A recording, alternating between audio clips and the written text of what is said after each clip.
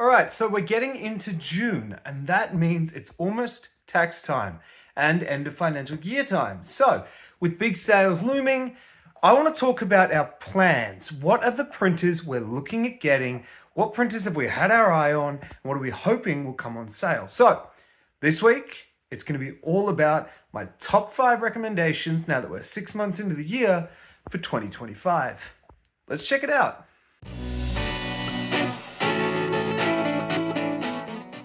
All right, so I always preface this conversation by saying these are my top 5 recommendations within certain budgets and things like that. So we're going to start off with that lower budget, that lower end. What are you going to get into with your first 3D printer? And usually I say that this will be the end of 3. You know, the V3 SE comes in under $300 Australian, but I'm actually going to chuck that out and say, no, we're going to jump in, guys, go that little bit higher between $400 and $500, and hopefully we get a nice big sale and we can drop down a little lower, which will make it well worth it, and grab the Bambu Labs A1. Now, you guys know I love the A1s. I mean, check this out. I print with them all the time. A1s are, I mean, I've got 4 or 5 of them running now. I've had them for a few years. I've never had an issue. Really, they're so easy to fix. And at this point, if you're jumping into the hobby, you don't really need to learn how to fix every issue you're going to get with a printer, which is what I normally recommend the Ender 3 for, particularly if you've got kids and you're learning to play with a printer or teaching them how to use a printer. It's the first printer. I usually recommend something like the V3 SE, but at this point, even those you don't need to fix a hell of a lot on. So I would go that little bit extra, get the bigger plate, get the more reliability, the speed that you're going to get with the A1. So my first recommendation, definitely the A1. And if we're looking for something to come on sale, I reckon that's it. I'm going to jump up though, guys, because I don't really need to break all these down anymore. You've seen all the videos where I've broken down all of the specs and the details. We know that the Bambu Labs have the 256 by 256 by 256 bed. We know that they say they can print up to 1200 millimeters a second. We're not going to get into that. The difference between the A1 and all the other Bambu printers is it's a bed slinger.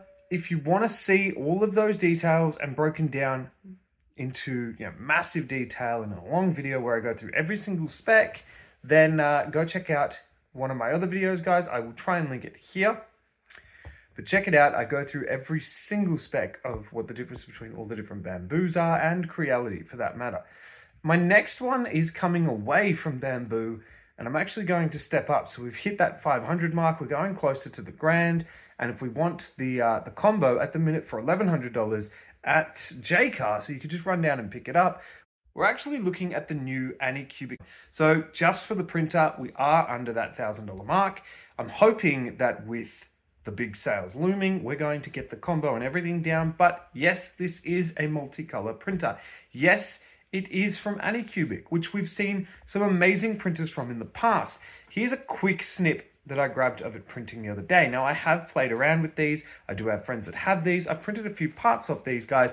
I absolutely love them. I've got a friend that's got one that has over 2,000 hours of printing now, and we haven't had a single issue. This is basically just an X1C copy. And we know that. We've talked about this before. It is the X1C copy. However, it is reliable. It is quick. The only difference is that the physical build of it isn't as up to scratch as the X1. But if it provides the same result, I don't have an issue. The result's the same. The interface is just as good. In fact, I'd say better. So this is my number 2 recommendation, guys. It is a little more pricey than my number 3, but my number 3 comes back down to the Creality K1. Now, I love the K1. You guys have seen what I've done with the K1. I've had 5 of them at one point. I had a lot of issues. I'm not going to lie.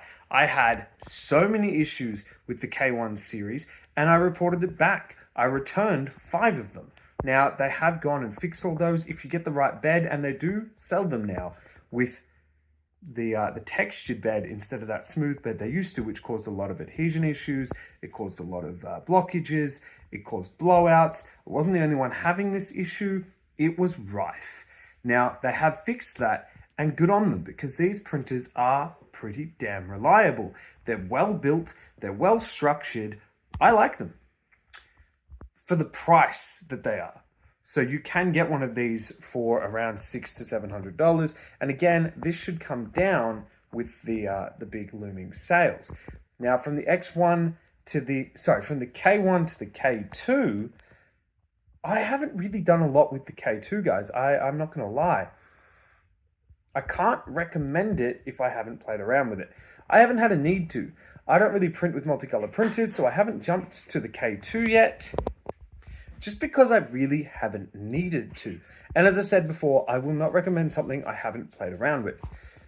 I won't recommend things I have played around with. I mean, I've had a good play with the Solvols, and as much as I know a lot of people have had some great success with Solvols, I have a friend that has 40 of them in a print farm and really doesn't have that many issues. However, I had a couple of them and they just weren't for me. I did have a lot of adhesion issues. I did have a lot of blowouts. I did have a lot of stabilization issues. They just weren't for me. I do still have an SV08 Plus. I do play around with it from time to time. But really, if I want a reliable print, I'm throwing it on my K1 or I'm throwing it onto my A1 from Bamboo. That being said, I also still use my Ender 3s, V3 SEs. I use a lot of other printers as well, but my reliable, my go-tos are my K1s and of course my Bamboo Lab A1s.